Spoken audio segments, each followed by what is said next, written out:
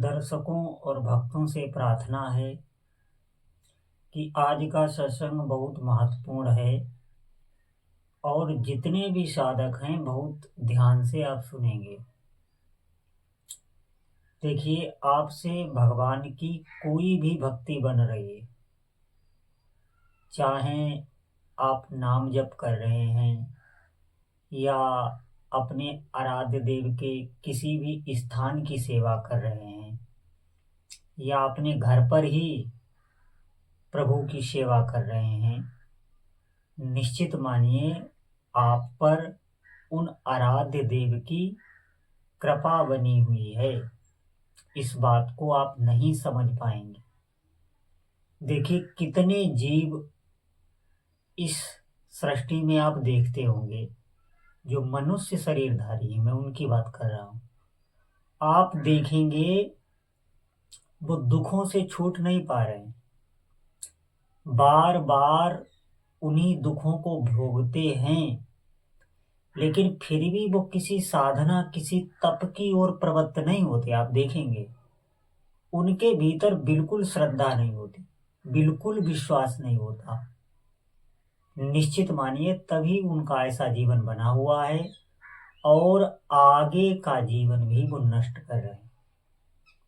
जो मनुष्य शरीर मिला है तप करने के लिए, आप हमारी बात को समझें। मनुष्य शरीर में जो आप तप कर सकते हैं, तप से ही सिद्धि आती है, आप ध्यान रखना।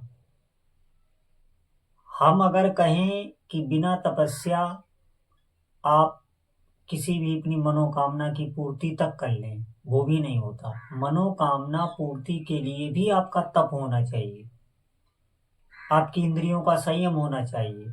आपने भगवान के भजन में, भगवान की भक्ति में कितना कष्ट उठाया है, आप हमारी बात को अन्यथा ना लें, ये बहुत आवश्यक है। आप देखेंगे संसार में कितने मनुष्य हैं, लेकिन वो एक क्षण भी प्रभु का बैठ के नाम नहीं ले सकते। उनके भीतर श्रद्धा नहीं है। वो भगवान के मंदिर में गौ सेवा, ये सब परोपकार के साधन, धर्म के साधन वो नहीं कर ही नहीं सकते। और करेंगे तो कोई न कोई अभिमान बस करेंगे और कोई न कोई उनका दिखावा होगा, उसके पीछे कोई न कोई रहस्य अवश्य होगा। और अगर आप अपने प्रभु की तरफ चल रहे हैं, निष्ठा से भक्ति से चल रहे हैं, भले आप थोड़ा चल रहे हैं, तो आप ये तो निश्चित मानिए कि आपके आराध्य देव ही आपको पवित्र करना चाह रहे हैं और अपनी शरण में लेना चाह रहे हैं। बिना उनकी इच्छा से उनकी तरफ कोई नहीं चल सकता। आप देखें कितने जीव हैं इस सृष्टि में। पशु योनि की तो बात ही आप छोड़ दें, वो तो भजन कर ही नहीं सकते, बाकी वो हर कार्य मनुष्य की तरह करते हैं। जो हम भोगते इंद्रियों से हमें सुख मिलता है, हमसे ज्यादा उन पशुओं को मिलता है। बच्चे वो हमसे ज्यादा पैदा करते हैं, उन्हें कहीं दवा लेने की आवश्यकता नहीं है, उनके कहीं घर मकान नहीं बने हैं, लेकिन वो जीवन उनका देखेंगे, उन्हें कोई बीमारी नहीं लगती, कोई रोग नहीं होता, उनके कोई डॉक्टर नहीं लगे हुए हैं, सब व्यवस्था उनकी ठीक है। और मनुष्य शरीर से ज्यादा उनके भीतर क्षमता है, लेकिन फिर भी वो भगवान का नाम नहीं ले सकते, भगवान की माला नहीं जप सकते, वो कोई भी धर्म का कार्य नहीं कर सकते, साधना तपस्या वो नहीं कर सकते। वो सिर्फ और सिर्फ इंद्रियों से भोग सकते हैं, जो मनुष्य भोगता है। तो आप ध्यान दें, हमें ये बहुत श्रेष्ठ अवसर मिला है। आप तपस्या का, तप का मतलब है कि हम जो भगवान की आराधना में जो पवित्रता धारण करते हैं, उसमें जो हमारे शरीर को कष्ट होता है, या हम जो श्रम करते हैं प्रभु के नाम जप में, उनकी सेवा में जो श्रम करते हैं, यही यही तपस्या बन जाता है। और ये बहुत बहुत उत्तम फल देने वाला है, इसे आप व्यर्थ ना समझें। आपके आराध्य देव चाह रहे हैं, तब आप एक लोटा जल भगवान शिव को समर्पित कर रहे हैं। निश्चित मानिए आपके आराध्य देव चाह रहे हैं, तब आप हनुमान जी का सुंदरकांड, उनका हनुमान चालीसा, उनको भोग राग अर्पित कर रहे हैं, उनकी इच्छा के बगैर। और उनकी इच्छा तभी हुई है जब आपका समय, आपका मंगल विधान आ गया। अब ये तो आप निश्चित समझ लें कि आपका भविष्य बहुत उत्तम होने वाला है। ये सब व्यर्थ नहीं जाता, इस बात पर ध्यान दें।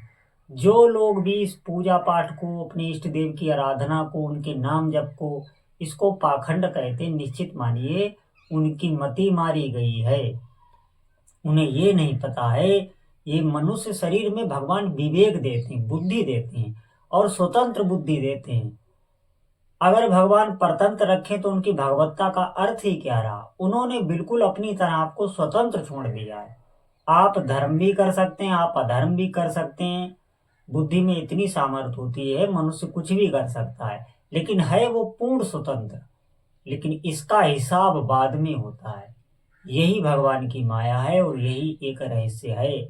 और इस रहस्य को जो समझ जाता है, जो अपनी स्वतंत्रता का दुरुपयोग करता है, निश्चित मानिए आगे उसकी गति, जैसे पिछले जन्म हमें याद नहीं है, हम पता नहीं क्या क्या भोग के आए हैं, ठीक इसी प्रकार अगर आज से आप साधना कर लें, साधना में मन लगा लें, तल्लीन होने लगे, अपनी निष्ठा बना लें कि हमें साधना ही इस जीवन में अधिक से अधिक करनी है, सुख दुख जो भी आवे उनकी तरफ देखना ही नहीं है। ये बात निश्चय कर लेनी है कि इस मनुष्य जीवन में हमें जितनी हो सकेगी हम तपस्या और साधना करेंगे।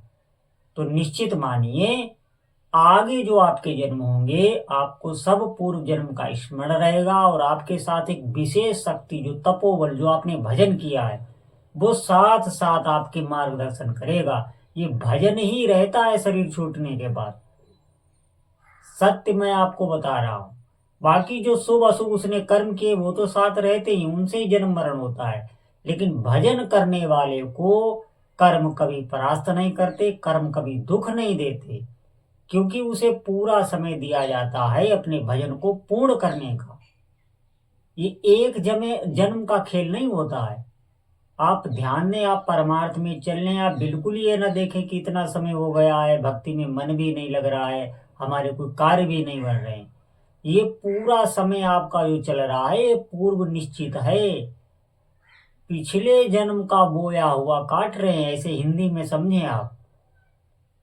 अब आप करेंगे, निश्चित मानिए आपका एक एक नाम जब, एक एक भगवान की सेवा, आप श्री विग्रह की सेवा कर रहे हैं, आप मंदिर की सेवा कर रहे हैं, आप कोई तपस्या कर रहे हैं, वो सब आपकी एक एक, जैसे बैंक में धन जमा किया जाता है ऐसे जमा हो रही है। आप ध्यान दें इस बात पर।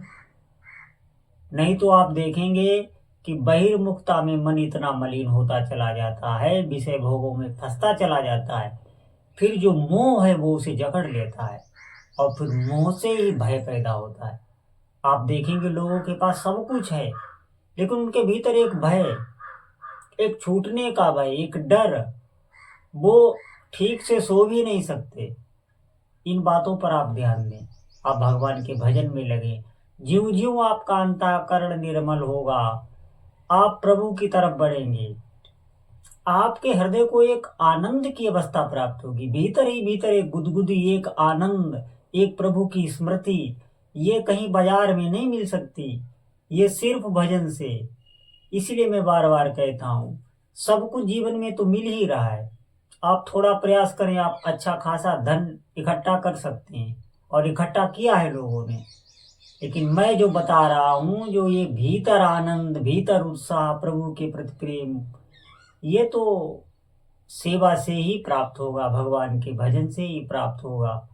अगर आप इस जीवन को धन्य बनाना चाहते हैं तो आज से ही, अगर कोई तप ना कर सके कोई बात नहीं, भगवान की शरण में हो जाओ और उनका नाम जप कर। शरण का मतलब है उनकी नाम की शरण हो जाना, इसी को शरणागति कहते हैं। आप कोई एक नाम भगवान का चुन लीजिए और अधिक से अधिक नाम जप कीजिए, आज से ही निष्ठा बना लीजिए। जितने परमार्थिक सद्गुण हैं, जितना परमार्थिक ज्ञान है, वो धीरे धीरे अपने हाथ ही आता चला जाता है, साधक को कुछ करना नहीं पड़ता। तो सभी साधकों से प्रार्थना है, मौन धारण करके, मौन का मतलब है ज्यादा इधर उधर चित्त को दौड़ाइए नहीं, एक बात पर अड़ जाइए, हमें भगवान नाम जप करना है, अधिक से अधिक करना है, बस सत्संग सुनते रहिए, नाम जप करते रहिए, देखिए आपका जीवन बिल्कुल बदल जाएगा। जितने भी नकारात्मक, जो भी विचार, जो भी ये मन की कल्पनाएं, कमजोरी, सब नष्ट कर देगा। आप बिल्कुल इस पर विश्वास कीजिए और आज से ही भगवान नाम जप कीजिए, बोलो जय जय श्री सीताराम।